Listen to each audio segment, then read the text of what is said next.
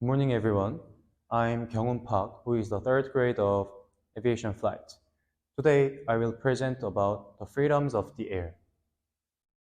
Here are some contents about today's topic, background and kinds of freedoms of the air. So let's get started. Background.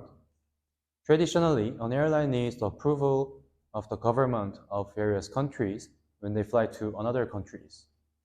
Before World War II, it wasn't difficult to get the approval of the government of countries because the amount of commercial planes was small and also air transport networks were limited. After World War II, as aviation industry developed, the number of aircraft increased and also the airspaces became complicated. In 1944, an international convention, now which is called Chicago Convention, was held in Chicago to establish the framework for using international airspaces. At the time, 5 freedom rights were designed. Chicago Convention has been extended since then, and now there are currently 9 different freedoms. Freedoms are not automatically granted to an airline as a right. Freedoms are the privileges that have to be negotiated. So let's take a look about kinds of freedoms of the air. The first freedom is also called as transit freedom. The first freedom is the freedom to overfly a foreign country A from a home country to another country B. For example, first freedom is the freedom for flight that departing from London, flying over French airspace, and then flying to country B, Frankfurt. And second freedom is also called as technical stop or technical landing. Second freedom is the freedom to stop in a foreign country for technical purpose only. At this point, an aircraft can land in a foreign country for purposes such as refueling, maintenance, or emergencies, but it is unable to unload or load passengers in foreign country. And third freedom is the freedom to carry traffic from a home country to another country for the purpose of commercial services.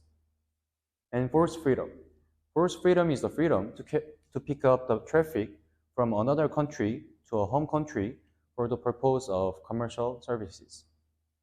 And it is opposite of the third freedom.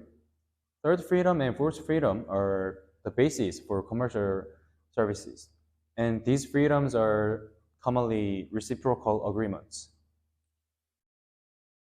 And fifth freedom is also called as beyond right. The fifth freedom is the freedom to carry traffic between 2 foreign countries on a flight that departing from or returning to home country. It means that an airline can carry traffic from a home country to another intermediate country and then fly to the third country with the right to the pickup in the intermediate country. And sixth freedom is the freedom to carry traffic between 2 foreign countries via the home country.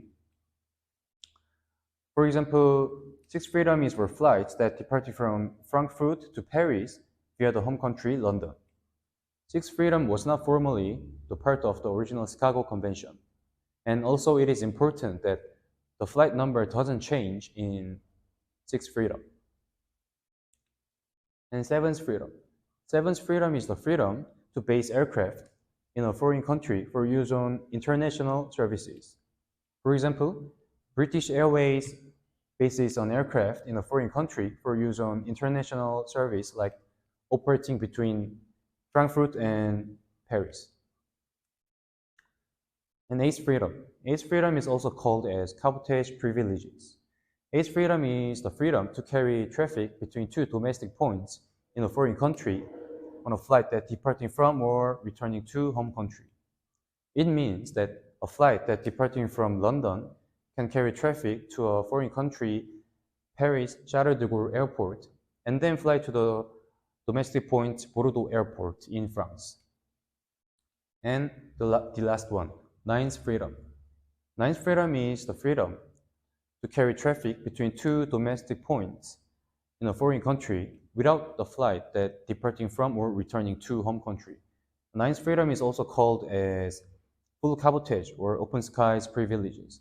So for example, British Airways operates aircraft in a foreign country, France domestic points between Charles de Gaulle Airport and Bordeaux Airport.